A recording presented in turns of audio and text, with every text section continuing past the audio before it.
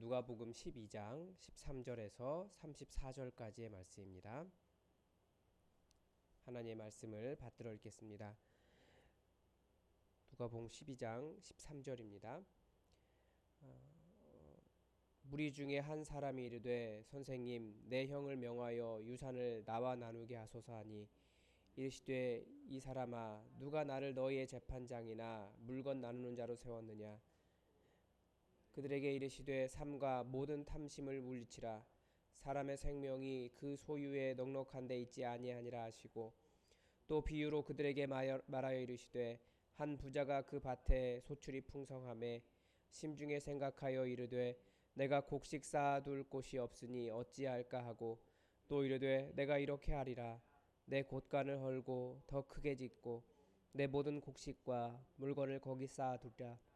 또 내가 내 영혼에게 이르되 내 영혼아 여러 해 쓸 물건을 많이 쌓아 두었으니 평안히 쉬고 먹고 마시고 즐거워하자 하리라 하되 하나님은 이르시되 어리석은 자여 오늘 밤에 내 영혼을 도로 찾으리니 그러면 내 준비한 것이 누구의 것이 되겠느냐 하셨으니 자기를 위하여 재물을 쌓아두고 하나님께 대하여 부요하지 못한 자가 이와 같으니라.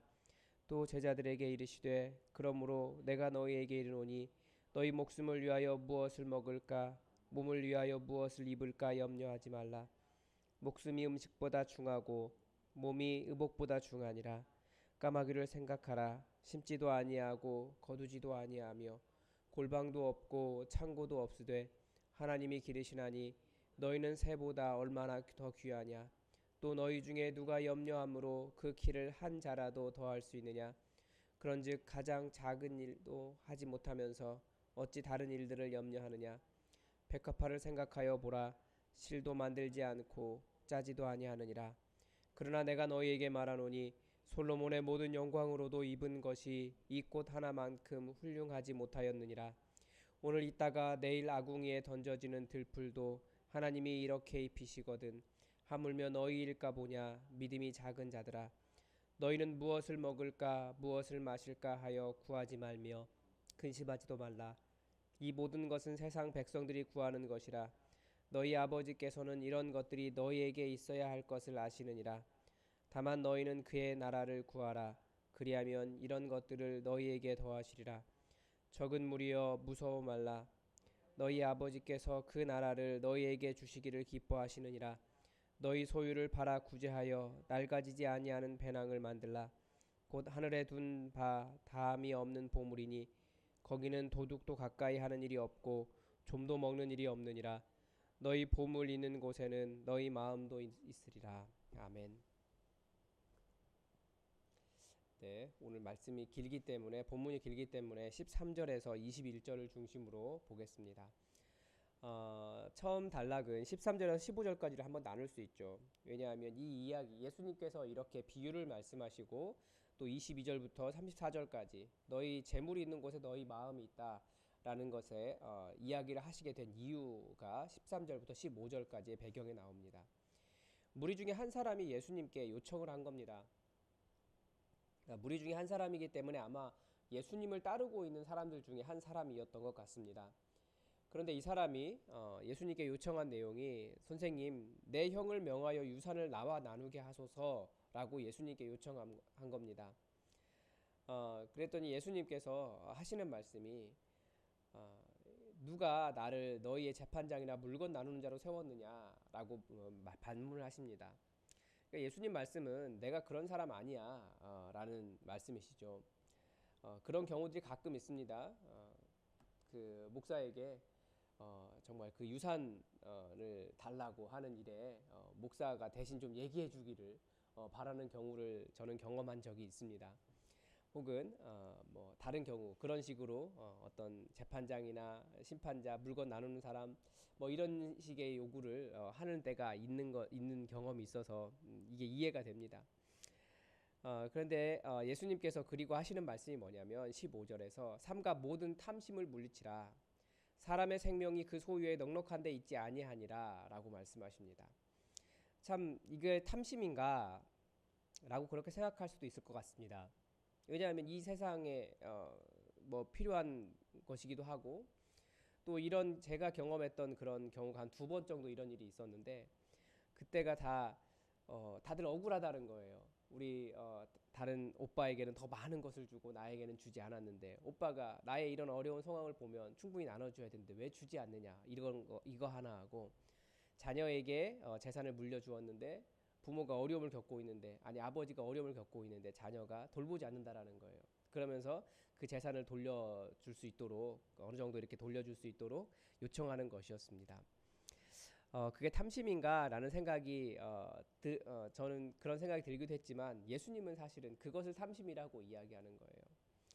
우리가 소유가 넉넉하면 생명도 굉장히 풍성할 것이라고 착각하는데 그것이 아니라고 예수님 말씀하시는 겁니다. 그러면서 16절부터 1절까지 소유가 넉넉한 것이 생명이 풍성한 것이 아니다. 생명을 풍성하게 하는 것이 아니다라고 하는 비유를 해주십니다. 한 부자의 비유를 해주시죠. 이 부자가 소출이 풍성했습니다. 그래서 마음에 생각한 것이 뭐냐면 곳간을 계속 확장한 겁니다. 점점 더 많은 것을 갖게 되는 거죠. 그리고 이제 쌓아둔 것이 많은 것을 보면서 이제 소유가 많아졌으니까 좀 평안히 쉬고 먹고 마시고 즐거워하리라 라고 마음에 계획했다는 겁니다. 그런데 하나님은 그에게 뭐라고 하십니까? 20절에 어리석은 자여 라고 말씀하십니다. 오늘 밤에 내 영혼을 도로 찾으리니 그러면 내 준비한 것이 누구의 것이 되겠느냐 그렇게 말씀하신다는 겁니다.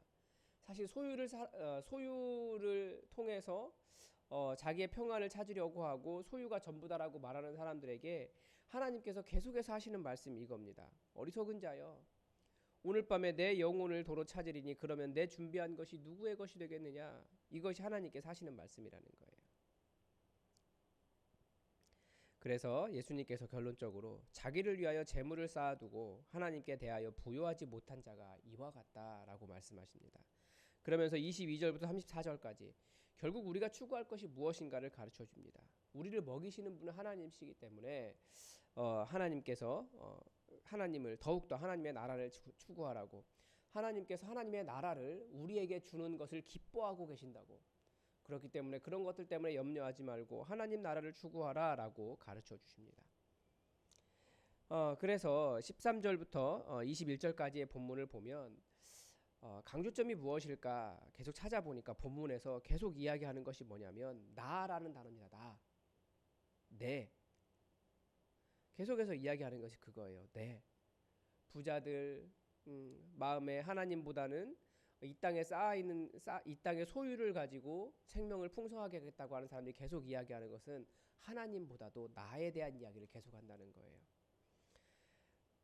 그래서 핵심 주제는 하나님의 일을 먼저 해라 라고 하는 겁니다. 그래서 본문 연구와 묵상에서 제가 본 것은 이 본문이 대조하고 있는 살게 하고 풍성하게 하는 이 대조를 보게 되었습니다. 인간은 소유를 풍성하게 하려고 합니다. 그리고 그 소유의 풍성함으로 평안을 누리려고 합니다. 왜냐하면 생명의 풍성함이 그 소유에 있다고 착각하기 때문에 그렇습니다. 그런데 이런 생각 안에 하나님께서 어떻게 생각하시는지에 대한 생각은 전혀 들어있지 않습니다.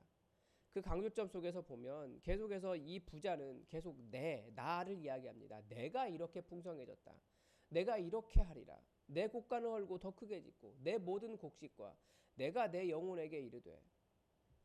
그러나 거기에 대해서 하나님은 반대로 물어보시는 거예요. 예수님은 반대로 이야기하시는 거예요. 내 생각이 중요하고 내가 어떻게 한다는 것이 중요한 것이 아니라 하나님께서 무엇이라고 말씀하려고 하시는지를 한 번이라도 생각해 보았냐라는 거죠. 그러나 소유가 넉넉해졌기 때문에 그것으로 만족했다라는 거예요. 그러나 하나님의 한마디가 결정적이죠. 오늘 밤 내가 내 영혼을 찾으리라. 하나님의 나, 하나님께 생각하시는 너는 다르다라는 거예요. 한 번도 생각해 보지 않은 하나님의 생각이 그의 인생에 더 중요한 문제라는 것을 볼 수 있습니다. 그 생명의 풍성함은 나에게만 관심을 갖고 있을 때는 절대 알 수 없는 하나님에게 있기 때문입니다. 즉 부자는 생명을 풍성하게 하기 위해 소유에 관심을 두었으나 그의 생명을 풍성하게 하고 그의 생명을 주관하시는 분은 하나님이시다라고 하는 것을 볼 수 있었습니다. 느낌으로는 무엇을 느꼈냐면 우리가 소유가 넉넉하면 삶이 편안하다는 것을 우리는 알고 있습니다. 그러나 이런 생각은 이 자본주의 사회, 소비주의 사회가 우리의 무의식 중에 심어준 생각에 불과합니다. 그러니까 TV를 봐도 신문을 봐도 매스미디어는 우리에게 계속해서 소유가 넉넉해야 그 탐심이 채워져야 잘 사는 것이다 라고 가르쳐 줍니다. 가난한 여인은 회장 아들 본부장을 만나야 사랑을 이루고 행복을 얻을 수 있고, 남자는 깔끔하고 큰 집과 좋은 집을 가지고 있어야 미인을 얻고, 사실 어떻게 보면 지금의 상태도 나름 잘 살아가고 있는데 계속해서 몇 억 뛴 집값 이야기를 들으며 상대적인 박탈감을 느끼고, 누구는 주식으로 부자가 되었다는 이야기를 계속 듣습니다. 그렇게 하지 않으면 결국은 인생의 노후는 굉장히 허무하고 아니면 비참할 것이라고 계속 메시지를 줘요, 세상은. 뭐 그런 경우가 많이 있긴 한가 봅니다. 그러나 이 모든 무의식적인 강요가 실상은 이 소비주의 사회 속에서 너는 가난하며 너는 못 살고 있으며 그렇기 때문에 너는 행복하지 않은 사람이다. 가지지 못했으니까. 그렇게 말하고 있는 것이 아니겠습니까? 예수님은 바로 그런 사고, 소유로 행복과 삶의 의미를 찾으려고 하는 이 세대에 대해서 하나님을 아는 일에 열심을 내라고 말씀하시고, 그 소유 때문에 사람이 살아가는 것이 아니라 하나님의 은혜로 살아간다라고 하는 것을 가르쳐 주고 계십니다. 심지어는 사람들이 자괴감이 들어서 난 어차피 이 생에서는 안 돼라고 좌절을 합니다. 그러나 하나님의 부요하심, 그 생명은 소유가 많다고 넉넉하지 않고 오히려 가난할수록 넘쳐나며 하나님을 알 때 넘쳐납니다. 정말 관심을 쏟고 추구해야 할 일은 더 많이 가지는 것이 아니라 하나님의 말씀이라고 하는 것을, 하나님의 뜻이라고 하는 것을, 하나님 나라라고 하는 것을 다시금 느꼈습니다. 그래서 적용을 했는데 무엇이었냐면, 제가 어제 보통은 저는 헌금 내역을 못 보기 때문에 성도들이 얼마를 헌금하고 상황이 어떤지 알 수 있는 게 봉헌 시간, 그 짧은 시간입니다. 그래서 이렇게 헌금 내역을 잠깐 이렇게 뒤적이는데 뭐 앞에 한두 사람 아니면 좀 보면 몇 사람 볼 수가 없죠. 이렇게 잠깐 보는데 10의 1조를 한 것을 보면서 야, 이렇게 가지고는 생활하기 힘들겠다라는 생각을 하게 되었습니다. 그래서 제가 어제 기도하면서, 봉헌 기도하면서, 하나님, 헌금 내역을 보니까 11조를 보니까 우리 성도들 이번 한 달도 살기 어려울 것 같습니다. 도와달라고 기도했는데 오늘 말씀은 다른 이야기를 하고 있습니다. 우리가 살아가는 이유는 하나님의 은혜 때문에 살아간다라는 거예요. 그래서 제가 기도를 잘못했다는 생각이 들었습니다. 뭐 그 마음이나 그 기도가 잘못됐다라기보다 하나님의 도우심을 받고 하나님의 도우심으로 하나님께 주시는 그 하나님 나라로 생명의 풍성함을 누리며 살 수 있도록 앞으로는 그렇게 기도해야겠다라는 생각을 하게 되었습니다. 그리고 또 적용을 한 것은 크고 화려한 것, 소유가 넉넉한 것이 선한 것이 아니다라고 하는 마음과 선한 것이다라고 하는 생각과 계속 싸워야 된다는 것입니다. 지난주에 어떤 목사님을 만났습니다. 그런데 뭐 녹화가 되고 있긴 하지만 우리가 나온 그 교회를 매우 칭찬하는 것을 들었습니다. 결국 거기가 크고 이름이 나는 사역들을 많이 하고 눈에 보이기에 좋아 보이기 때문입니다. 뭔가 이벤트가 있고 신선하잖아요. 최종 판단은 하나님께서 하시는 것이겠지만 그렇기 때문에, 눈에 보이는 그런 일 때문에 교회가 칭찬을 받을 이유가 된다면 작지만 하나님의 뜻을 찾으려고 애쓰는 우리는 무엇을 위해 여기에 교회를 세웠는가, 무엇 때문에 칭찬을 받고 무엇 때문에 우리가 여기에 교회를 세웠는가에 대한 고민이 정말 심각하게 되었습니다. 눈에 보이는 것보다 하나님의 뜻이 더 중요하다는 것을 다시금 깨달으면서 내가 무엇을 하기 때문이 아니라 내가 어떤 존재이기 때문에, 또한 내가 하나님 앞에서 최선을 다하며 하나님의 뜻을 찾아가고 있기 때문에 의미가 있다라는 것을 계속 생각하면서, 비록 작지만 여기가 눈에 보이는 그 사람들이 생각하는 선한 일을 다 감당하지 못하지만 우리의 최선을 다하면서 하나님의 뜻을 찾아가는 일에 열심을 내야겠다. 그리고 계속해서 그런 어떻게 보면 눈에 보이는 탐심을 채울 수 있는 그것을 선하다라고 말하는 사회와 또 교계와 사람들과 싸워야 된다라는 생각을 하게 되었습니다. 그리고 또 하나, 내 힘으로 살려는 노력을 좀 내려놓을 필요가 있다라는 겁니다. 내 힘으로 내 소유로 사는 것이 아니라 오늘 필요한 지혜와 지식과 능력, 하나님 나라를 구하며 우리에게 하나님 나라 주시기를 기뻐하신다라고 하시는 그 하나님의 마음을 힘입어 하나님의 능력을 힘입어 살게 해달라고 그렇게 기도하게 되었습니다. 여러분, 하나님께서 우리에게 하나님 나라 주기를 기뻐하신다고 하셨습니다. 비록 우리가 적은 무리라고 할지라도 본문에서 이야기하시잖아요. 적은 무리여 무서워하지 말라, 두려워하지 말라. 너희 아버지께서 그 나라를 너희에게 주시기를 기뻐하시느니라.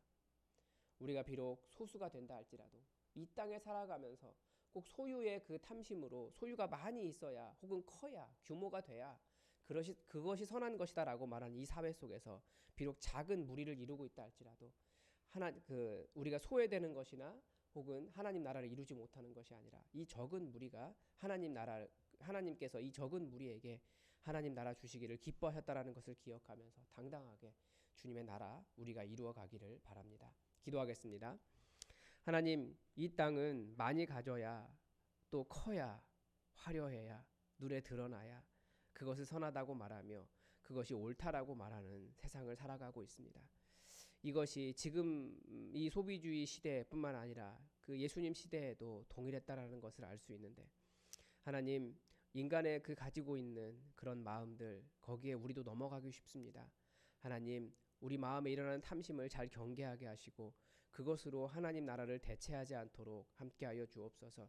우리가 작은 무리가 되었습니다. 그러나 우리는 하나님의 말씀 따라가기 위해 최선의 노력을 다하고 있사오니 어찌하든지 우리의 삶이 주의 나라를 세워갈 수 있도록 도와주시고 말씀을 삶으로 써갈 수 있도록 도와주시고 정말 주님께서 원하는 일을 온전히 감당함으로 인하여 적은 무리가 된다 할지라도 두려워하지 않게 하시고 당당하게 하나님 나라 살아감을 기뻐하게 하여 주옵소서. 우리에게 하나님 나라를 넉넉하게 풍성하게 부어주셔서 사람들이 소유로 자랑할 때에 우리는 하나님 나라로 자랑할 수 있도록 진정한 기쁨, 주의 성령의 역사를 우리에게 더하여 주옵소서. 오늘 하루 우리와 함께 하시며 주님의 나라를 허락하시길 원하오며 예수 그리스도의 이름으로 감사하며 기도드립니다. 아멘. 여러분, 교회 공동의 기도 제목 가지고 또 계속해서 기도해 주시고 또 이번 명절 이번 주에 명절이 있는데 우리 모든 성도들 다 평안하게 즐겁게 명절 잘 보낼 수 있도록 여러분 함께 중보해 주시기 바랍니다. 그리고 환우들을 위해서 계속 기도해 주십시오. 다 함께 기도하겠습니다.